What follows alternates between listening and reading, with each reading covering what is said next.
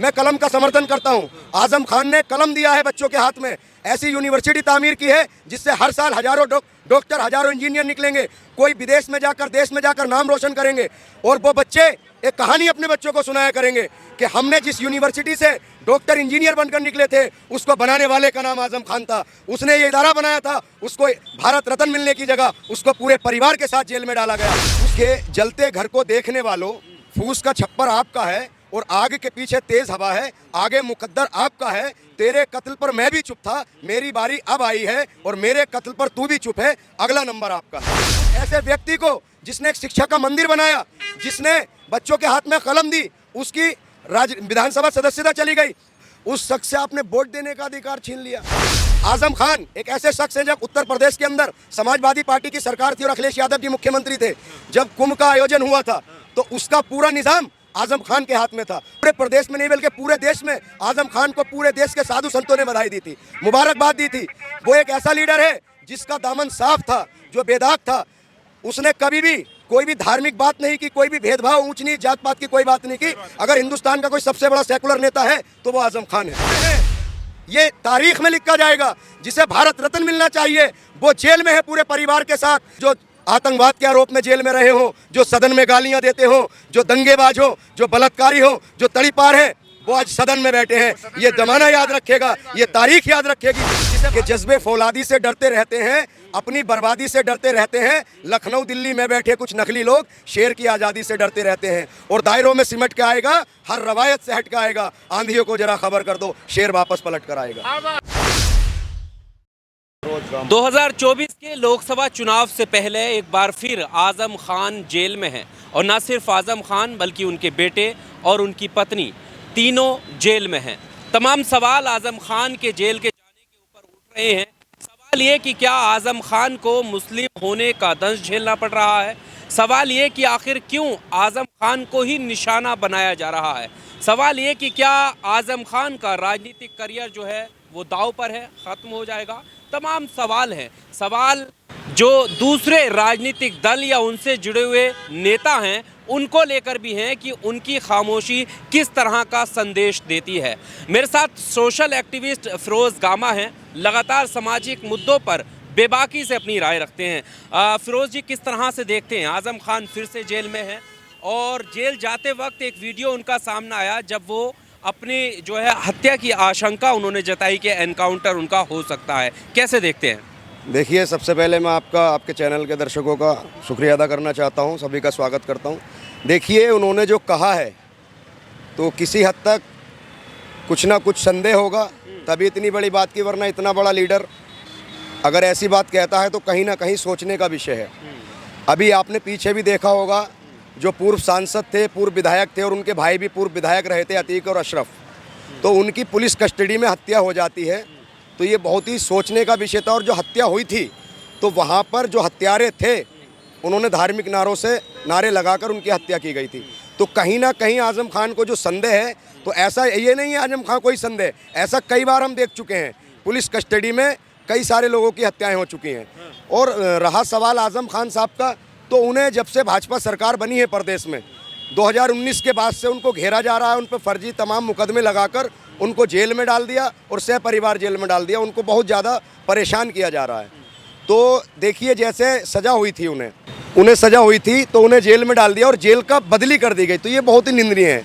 देखिए, मैं एक शब्द कहूँगा कि जलते घर को देखने वालों, फूस का छप्पर आपका है और आग के पीछे तेज़ हवा है, आगे मुकद्दर आपका है।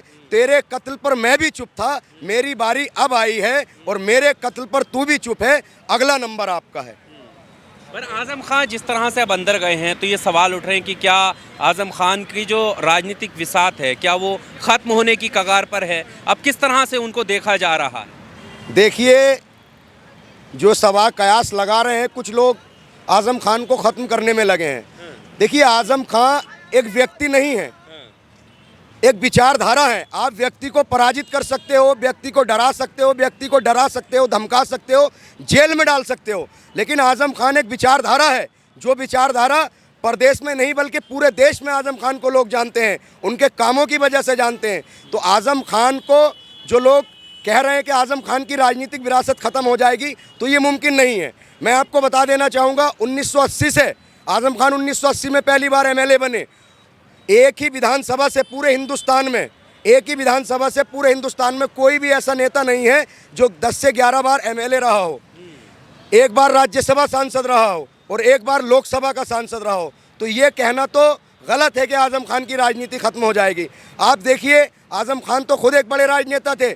उनके बेटे अब्दुल्ला आज़म खान 2017 में पहली बार स्वार टांडा विधानसभा सीट से चुनाव लड़े और उनके जीतने के बाद उन्हें 2008 में जो कांड हुआ था मुरादाबाद वाला, वो उस वक्त नाबालिग थे और उनकी सदस्यता चली जाती है। 2022 में फिर से जीत कर आए, फिर डबल पैन कार्ड वाले मामले में उनकी सदस्यता चली जाती है और आज़म खान साहब की सदस्यता चली जाती है। तो ये बहुत गलत हुआ। पूरे देश में ऐसा पहली बार हुआ जो किसी शख्स की विधानसभा की सदस्यता चली गई, और सदस्यता छोड़ो, उस ऐसे व्यक्ति को जिसने एक शिक्षा का मंदिर बनाया, जिसने बच्चों के हाथ में कलम दी, उसकी विधानसभा सदस्यता चली गई। लेकिन एक बहुत दुर्भाग्यपूर्ण बात है जो मैं आपके चैनल के माध्यम से कहूँगा, उस शख्स से आपने वोट देने का अधिकार छीन लिया, उससे आपने उसकी सदस्यता छीन ली। तो देखिए, वक्त है, राजनीति में मनभेद होने चाहिए, मतभेद होने चाहिए, लेकिन मनभेद नहीं होने चाहिए। ये जो बदले की राजनीति चल रही है ना, ये बहुत गलत है। राहत साहब ने कहा है कि ये सब धुआं है, कोई आसमान थोड़ी है, लगेगी आग तो आएंगे घर कई इज्जत में। यहाँ पे आज़म खान साहब का ही मकान थोड़ी है, किराएदार है, कोई ज़ाती मकान थोड़ी है, और सभी का खून शामिल है यहाँ की मिट्टी में, किसी के बाप का हिंदुस्तान थोड़ी है। सर सैयद डे मनाते हैं क्योंकि उन्होंने अलीगढ़ मुस्लिम यूनिवर्सिटी जैसा इदारा दिया। हमने पंडित मदन मोहन मालवीय को महामना का दर्जा दिया। क्यों दिया? कि उन्होंने BHU की स्थापना की, बनारस हिंदू यूनिवर्सिटी। आज़म खान ने एक ऐसा इदारा दिया है जिससे बच्चों का मुस्तकबिल संवरेगा। वहाँ पर लोग डॉक्टर इंजीनियर बनकर निकलेंगे, देश विदेश जाएंगे, भारत का नाम रोशन करेंगे। तो आज़म खान ने एक ऐसी चीज़ दी है जो जिसे मैं कलम का समर्थन करता हूँ। आज़म खान ने कलम दिया है बच्चों के हाथ में, ऐसी यूनिवर्सिटी तामीर की है जिससे हर साल हज़ारों डॉक्टर, हज़ारों इंजीनियर निकलेंगे, कोई विदेश में जाकर, देश में जाकर नाम रोशन करेंगे। और वो बच्चे एक कहानी अपने बच्चों को सुनाया करेंगे कि हमने जिस यूनिवर्सिटी से डॉक्टर इंजीनियर बनकर निकले थे, उसको बनाने वाले का नाम आज़म खान था। उसने ये इदारा बनाया था, उसको भारत रत्न मिलने की जगह उसको पूरे परिवार के साथ जेल में डाला गया। उसकी बीवी, जिनकी पीठ में तकलीफ़ है, उनसे चला नहीं जाता, उनको जेल में डाल दिया। उनके बेटे को फर्जी मुकदमे लगाकर जेल में डाल दिया। एक बात बताइए, एक परिवार के तीनों सदस्यों को जिस दिन सज़ा होती है, रामपुर की जेल में शिफ्ट कर दिया जाता है। उससे अगले दिन सुबह में आज़म खान साहब को सीतापुर भेज दिया जाता है, अब्दुल्ला आज़म खान साहब को हरदोई भेज दिया जाता है। और जो उनकी पत्नी है, पूर्व राज्यसभा सांसद और प्रोफेसर भी रही हैं, तंजीन फातिमा, उनको रामपुर जेल में भेज दिया। अब ये बताइए, उनके परिवार में एक बेटा और बहू बचे हैं। अब एक परिवार के 3 सदस्य अलग अलग जेलों में हैं, तो उनकी ज़रूरत का सामान वो कैसे मुहैया कराएंगे? बेटा सीतापुर जाए, हरदोई जाए या रामपुर जाए। तो ये जो भी हो रहा है बहुत गलत हो रहा है, मैं इसकी कड़ी निंदा करता हूँ। पर सवाल ये भी है ना कि अपने आप से तो नहीं हुआ, जो मुकदमे हुए हैं वो उनमें दोषी जब पाए गए हैं तभी तो उन्हें ये सब सजा मिली है। क्या 200 मुकदमे 200 मुकदमे पूरे आज़म खान और आज़म खान के परिवार पर 200 मुकदमे हैं।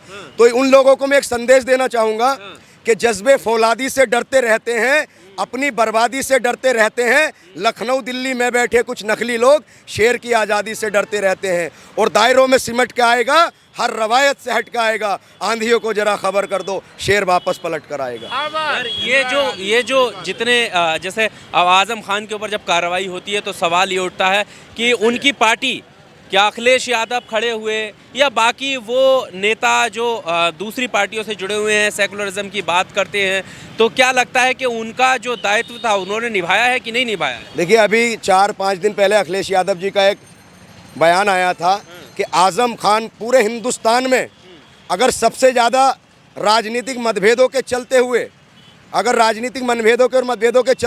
किसी को सबसे ज़्यादा प्रताड़ित किया है पूरे हिंदुस्तान में, तो वह आज़म खान और आज़म खान के परिवार को है। परिवार को किया। अखिलेश यादव इस बुरी घड़ी में उनके साथ है और पार्टी भी कहीं ना कहीं उनके साथ खड़ी है। लेकिन एक बात बताइए, जो व्यक्ति 1980 से MLA रहा हो, राज्यसभा का सांसद रहा हो, लोकसभा का सदस्य रहा हो, 4 बार कैबिनेट मंत्री रहा हो, और मुलायम सिंह यादव के समाजवादी पार्टी को बनाने में उनका बहुत बड़ा योगदान रहा हो, क्या वो मुर्गी चुराएगा? सही बात है। क्या वो बत्तखें चुराएगा? क्या वो किताबें चुराएगा? क्या वो हाथी चुराएगा?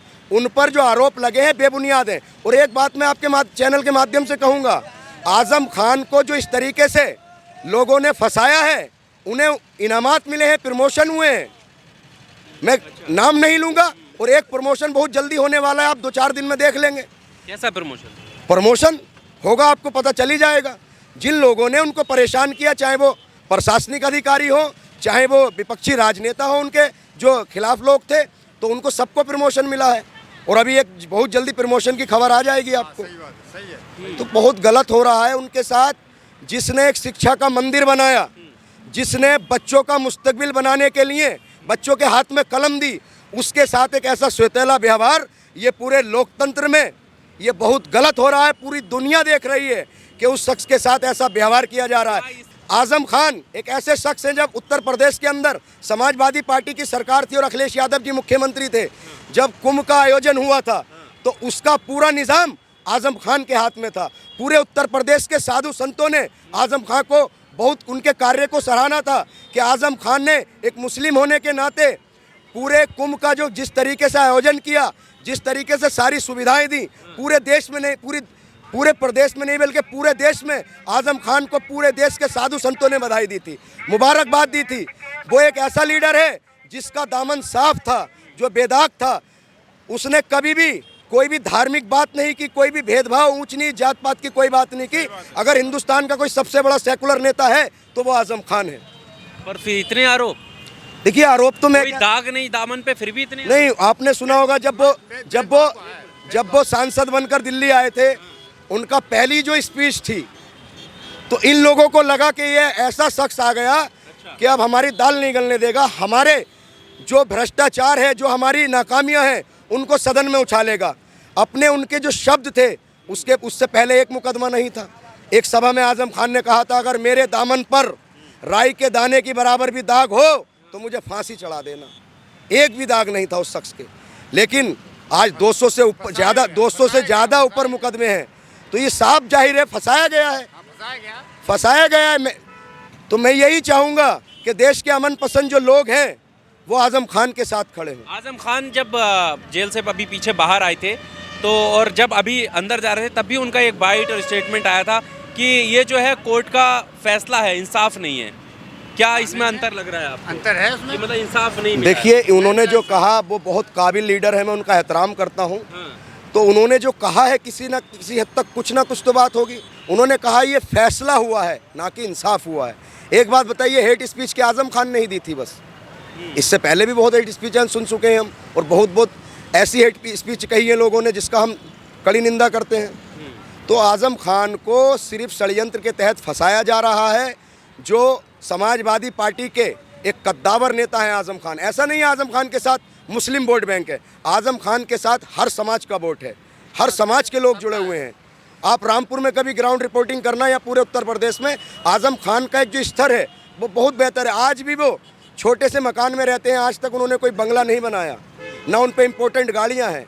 वो एक सादगी की ज़िंदगी जीते हैं। बस उनकी ज़िंदगी का एक मकसद था कि एक इदारा बनाएं, एक ऐसी शिक्षा का मंदिर बना दिया जाए जिससे हिंदू, मुसलमान, सिख, ईसाई सबको मफाद मिले। उन्होंने उसी पर कार्य किया, तो उनके कार्य से लोग बहुत खुश हैं। लेकिन कुछ लोग जो चाहते हैं ना कि लोग पढ़े नहीं, गरीब बच्चों के हाथ में कलम नहीं आए, लोग अगर जागरूक होंगे तो सवाल करेंगे, तो वो लोग हैं जो फासिस्ट ताकतें हैं, जो नहीं चाहती कि बच्चों का मुस्तकबिल बने, लोग जागरूक हो, कल को हमसे सवाल पूछें।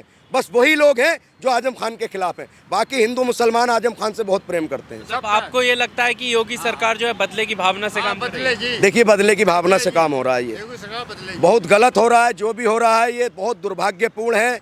अगर ऐसे ही शिक्षाविद लोगों को, जिसे भारत रत्न मिलना चाहिए, वो जेल में है, ये तारीख में लिखा जाएगा।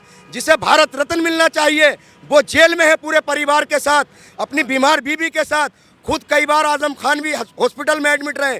जिसे भारत रत्न मिलना चाहिए वो जेल में है, और जो आतंकवाद के आरोप में जेल में रहे हो, जो सदन में गालियां देते हो, जो दंगेबाज हो, जो बलात्कारी हो, जो तड़ीपार है, वो आज सदन में बैठे हैं। ये जमाना याद रखेगा, ये तारीख याद रखेगी। जिसे भारत रत्न मिलना चाहिए था वो पूरे परिवार के साथ जेल में है, और जो लोग वहाँ नहीं बैठने चाहिए थे आज वो सदन में बैठे। सब फैसला कोई खुद थोड़ी ना कर रहे हैं, सारे कोर्ट के डिसीजन है ना ये। चाहे जिसकी आप बात कर रहे हैं उन्हें भी कोर्ट ने देखिए, लश्कर भी तुम्हारा, सरदार भी तुम्हारा, तुम सच को झूठ लिख दो, अखबार भी तुम्हारा, बहुत सी फर्जी मुकदमात लिखवा दिए। अब आप एक बात बताइए, क्या आजम खान जैसा व्यक्ति जो 45 साल से बेदाग राजनीति में था, क्या वो मुर्गियां चुराएगा? क्या वो बकरियां चुराएगा? क्या वो किताबें चोरी करेगा? क्या वो लोगों की जबरदस्ती जमीन अपने नाम कराएगा? तो देखिए, सरकार है, प्रशासन है, और जो लोग हैं, मैंने क्या कहा था कि प्रमोशन हो रहे हैं, आप बहुत जल्दी एक बहुत बड़ा प्रमोशन देखेंगे।